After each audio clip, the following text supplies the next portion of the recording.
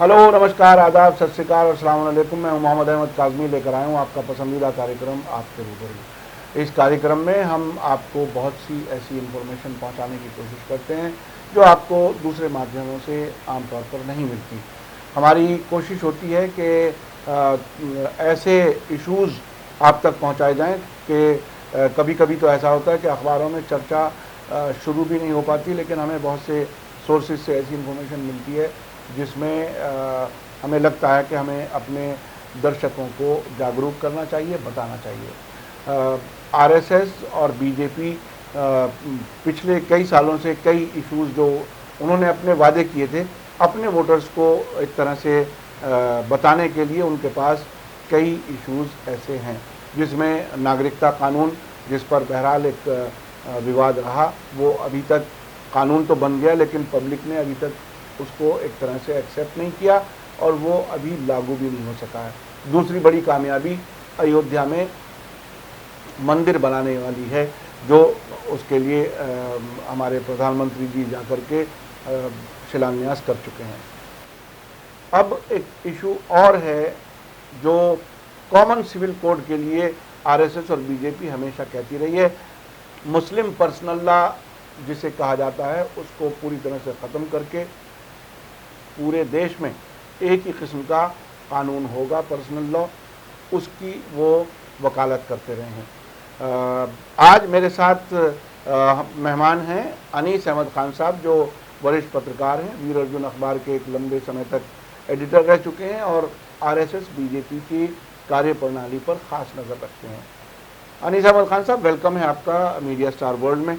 आप बताइए कि अब क्या ये जो पर्सनल ये जो कॉमन सिविल कोड की बात जो कहते रहे हैं, बीच में कभी कभी दब जाती है, इश्यूज ऐसे आ जाते हैं, अब क्या सूरत हाल है, क्या करने जा रहे हैं? देखिए, आरएसएस जब वजूद में आई, ये हिंदू महासभा थी, हिंदू महासभा से आरएसएस बनी 25 में, 1925 में। तो तीन उसके थे मुद्दे। एक तो हिंदी हिंदुस्तान तो था, हिंदी हिंदू हिंदुस्तान, और इसके साथ ही था उसका 370, जिस पे कहते हैं कि वो कि जो डॉक्टर श्यामा प्रसाद मुखर्जी की हत्या की गई, उनका जो हुआ है, मरे हैं वहाँ जाके, इसी के आंदोलन के लिए गए थे वो। दूसरा उनका मुद्दा था राम मंदिर का, इतने साल से चल रहा था, दोनों उन्होंने पूरे कर रहे। तीसरा मुद्दा उनका था यूनिफॉर्म सिविल कोड, और जैसा आप कह रहे थे कि यूनिफॉर्म सिविल कोड वो मुस्लिम पर्सनल लॉ को ख़त्म करने के लिए ला रहे थे। लेकिन यहाँ वो भूल जाते हैं कि मुस्लिम पर्सनल लॉ ही अकेला नहीं है, क्रिश्चियन पर्सनल लॉ भी अपने आप में है, और कई ऐसे लॉज हैं जो कि ये अलग अलग कम्युनिटी के लिए हैं। तो ये इसके बारे में तो ये है कि आपके यूनिफॉर्म सिविल कोड के बारे में जब कॉन्स्टिट्यूशन बना था तो उसमें भी रखा जाने वाला था ये 50 के आसपास, लेकिन जब उस पर ये आया था कि भाई इस पर कंसेंसस बना लीजिए, क्योंकि सबके कानून है और Hindustan is the unity in diversity, तो सही वो है। तो सबसे पहले एक राय बना के फिर इसको लागू किया जाए, तो वो अभी तक नहीं हो सका।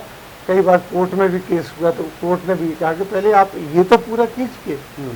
अब जब ये उनके दो मुद्दे पूरे हो चुके आरएसएस के, तो आरएसएस के दो मुद्दे पूरे होने के बाद अब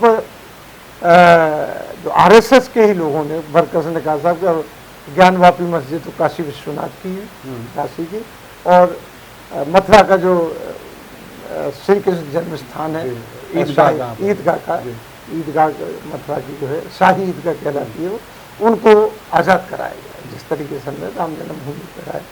लेकिन उस पर अड़चन वही है कि जो एक कानून बन गया था 1990-91 के आसपास, के जो एक ख़ास उन्होंने कह दिया था कि आज़ादी के पहले तक जो धार्मिक स्थल जैसे थे तो वो वैसे रहेंगे, सिर्फ इसको छोड़ के, अयोध्या को छोड़ के, तो उस पर फैसला हो गया।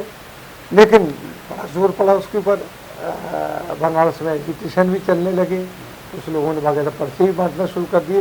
लेकिन आरएसएस के जो अंदर की सोर्सेज है वो ये कहते हैं कि नहीं, हम अब यूनिफॉर्म सिविल कोड के लिए आएंगे, और इसके लिए उन्होंने बाकायदा अपनी टीम से, जो आरएसएस की ऐसा होता है कि आरएसएस कोई शोर शराबा मचा के कोई काम नहीं करता, उसकी टीम चलती है, जो आरएसएस के शाखाएं लगती हैं, उनके वर्कर्स होते हैं, उनके जो फुट सोल्जर होते हैं वो निकल पड़ते हैं अपने उसके लिए, वो उसको किस तरीके से प्रचारित करते हैं, प्रसारित करते हैं, वो एक अलग मसला होता है। मतलब उसको किस तरीके से ब्रॉडकास्ट करते हैं, किस तरीके से उसको लोगों में वो किस तरह से सपोर्ट हासिल करते हैं, वो उनका एक अपना तरीका है। वो घर घर जाके उसमें साधु भी लगते हैं, तो भी आप देखेंगे ज़्यादातर जो धार्मिक परिवर्तन करने वाले लोग होते, कोई भी हो, वो कहीं ना कहीं आरएसएस से जुड़ा होता है और इनका वो फुल टाइमर होता है। और उसका भी यही था, जब फुल टाइमर लोग थे, जब ये सब अपना बौद्धिक आरएसएस का करके निकलते थे, तो कहाँ जाए, घर में होता नहीं था, तो ये कहा गया कि आप लोग प्रचारक इस तरीके से बन जाएंगे, आपकी इनकम भी होगी, उस इनकम से आरएसएस को भी फायदा होगा, और आप प्रवचन देंगे। तो आपने देखे होंगे जब संत लोग जो होते प्रवचन के अगेंस्ट पैसा लेते हैं, लाखों रुपए वैसे लेते हैं चैरिटी के नाम पे, और लाखों लोग उनके प्रवचन सुनते हैं, टिकट लगा के सुनते हैं, सारे आरएसएस के लोग होते हैं, ये बिल्कुल नोन फैक्ट है। अब ये जो शुरू किया जा रहा है कि इसके थ्रू, उनके थ्रू जो हम बता रहे थे ना, कि उन्होंने अपना काम शुरू कर दिया यूनिफॉर्म सिविल कोड के लिए, क्योंकि जैसा आपने बताया उसमें क्या डेडलाइन है, क्या किस तरह से करेंगे? नहीं, डेडलाइन नहीं रखी उन्होंने, जब उनके सामने बात रखी गई कि साहब इसके सीए पे तो बड़ा हंगामा हो गया, इसमें ये भी किसी न किसी तरीके से यूनिफॉर्म सिविल कोड का ही एक एकदम छल्ला था।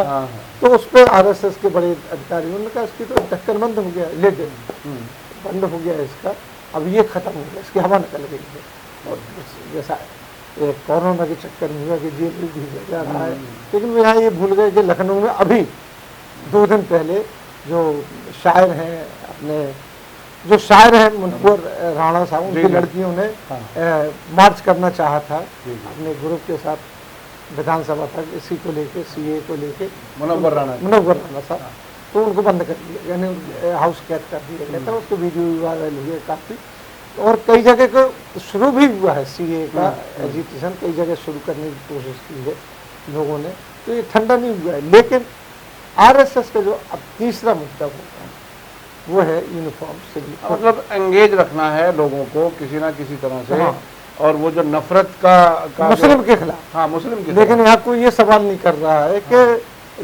पर्सनल लॉ तो क्रिश्चियन का भी है, हिंदू पीनल कोड भी है, हिंदू पीनल, और ये यूनिफॉर्म सिविल कोड लाने से हिंदुओं का पीनल कोड भी खत्म हो जाएगा। नहीं, अभी वो जो सियासी तरीका होता है, वो हाफ ट्रूथ हाफ इंफॉर्मेशन दे करके लोगों को अपने तरीके से अपने साथ जोड़ने की एक कोशिश होती है, चुनाव के लिए, क्योंकि इनके पास कोई मुद्दा नहीं है। हाँ, तो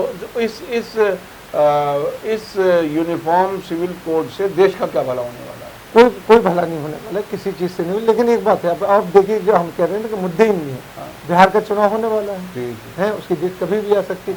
वहाँ क्या मुद्दा है? वहाँ पे वो सुशांत सिंह जो ऐसा एक्टर है जिससे हमारी आपकी पीढ़ी नहीं जानती, क्योंकि उसकी फिल्म नहीं देखी हम लोगों ने।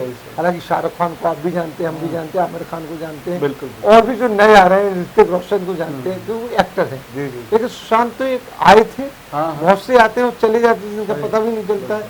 लेकिन उसका इतना शोर मचाया गया कि बाकायदा बीजेपी ने वहाँ पोस्टर भी निकाल दिया। अभी तक वो रिया चक्रवर्ती, अरे बीजेपी ने वहाँ पोस्टर निकाल दिए हैं कि बिहार में 18 ग्राम गांजा मिला है, उसकी बहुत बड़ा रैकेट चल रहा है, ड्रग रैकेट, ये बताया जा रहा है। 700 किलोग्राम का पुलवामा पता नहीं चला अभी तक। तो ये बहुत ही दिलचस्प चीज़ें हैं। सरकारें प्रायोरिटी तय करती हैं, पार्टियां जो ख़ास तौर पर जो हुकूमत में पार्टी होती है, वो अपने फ़ायदे के लिए बहुत सी चीज़ें चलाती है। तो अभी क्या आपको लगता है कि क्या इससे मुसलमान को प्रोवोक करना चाह रहे हैं? क्या करना चाहिए? यही है कि ये बताएंगे किसी तरह से मुसलमान फिर सड़क पे आ जाए, नहीं आया। हाँ, सीएए में जो मुसलमान अकेला सड़क पे नहीं आए, इन्होंने ये नैरेटिव फैलाया कि मुसलमान सड़क के ऊपर है। आप देखिए, उसमें दलित भी आए हैं, दिल्ली के ऊपर जामा मस्जिद में दलित प्रदर्शन कर रहे थे, संविधान लेके प्रदर्शन कर रहे थे, सरदार आए हुए थे। जो शाहीन बाग में, और उन्होंने बाकायदा लंगर लगाए थे सरदारों ने, तो कुछ नहीं कह रहे, वो समझ रहे कि मुसलमान ही। उस लंगर लगाने वाले सरदार पे भी यूएपीए लगा दिया। तो जुल्म चल रहा है, हाँ। तो हर चीज़ पे चल रहा है। और वो नहीं, चंद्रशेखर को दलित नेता है ये, उसको बंद कर दिया था जेल में, वो छूट गया है। इस तरीके से चल रहा है इनका। लेकिन ये इनकी सोच जो है कि वो सीए ख़त्म हो गया है, अब ये इसको लागू कर देंगे यूनिफॉर्म सिविल कोड को। तो यूनिफॉर्म सिविल कोड का अभी तो खाका ही तैयार नहीं हुआ है, क्योंकि अब से इन्हीं के उसमें 2014-18 की बात है कि जो लॉ कमीशन होता है जहाँ ये भेजी जाती है चीज़ें, उन्होंने मना कर दिया। तो इसका फ्रेमवर्क क्या बना है? क्योंकि इसमें सबसे पहले कि राय की राय हम लोग थोड़ी करेंगे, आप बताइए कि राय होगी सब लोगों से, एक राय है हिंदू मुसलमान, पब्लिक ओपिनियन लाइए, सर्वे करेंगे, कुछ कोई रास्ता होगा किसी तरीके फिर हम आपको फ्रेम करके देंगे इस चीज़ को। लेकिन एक है कि हंगामा करना मीडिया को। तो बहरहाल क्या ऐसा लगता है कि वो सरकार अपनी नाकामियों को छुपा करके इमोशनल इश्यूज में उलझाए रखने का? आपने देखा वो सुशांत सिंह, वो भी नहीं चल रहा, तो अब वो कौन सी एक एक्ट्रेस है, क्या नाम है उसका? रिया चक्रवर्ती। नहीं, तीसरी आई है। हाँ, एक और आई है, कंगना रनावत। जी। उसका मकान गिरा रहे हैं, ये कर रहे हैं, जबकि एक दीवार उन्होंने थोड़ी सी गिराई है। तो कोई उससे भी ये सवाल नहीं कर रहा। अब ये करोड़ों रुपए की 30, 40, 50 करोड़ की तुमने प्रॉपर्टी खरीदी, उससे ज्यादा। हाँ। जो बम्बई में 30, 40, 50 कोई नहीं होते, कैसे खरीदी?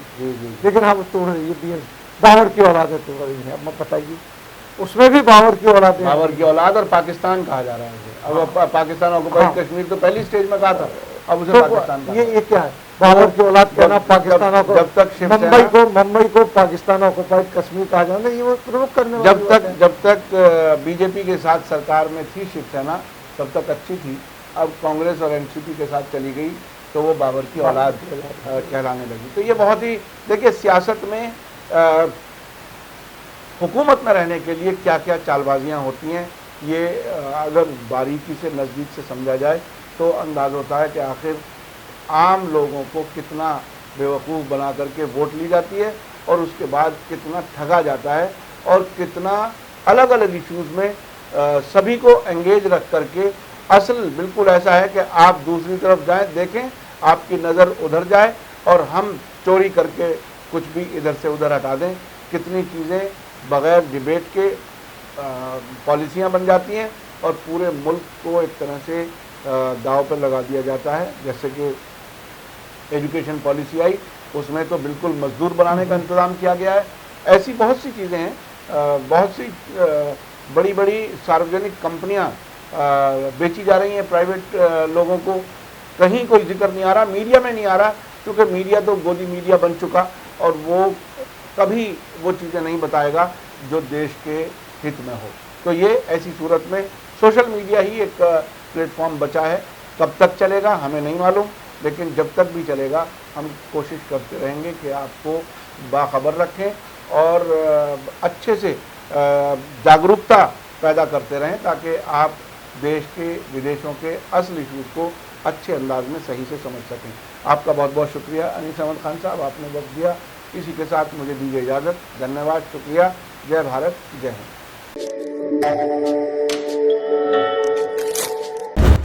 मीडिया स्टार वर्ल्ड के और वीडियो देखने के लिए हमारे चैनल को सब्सक्राइब करें और सीधे नोटिफिकेशन पाने के लिए बेल आइकन दबाएं।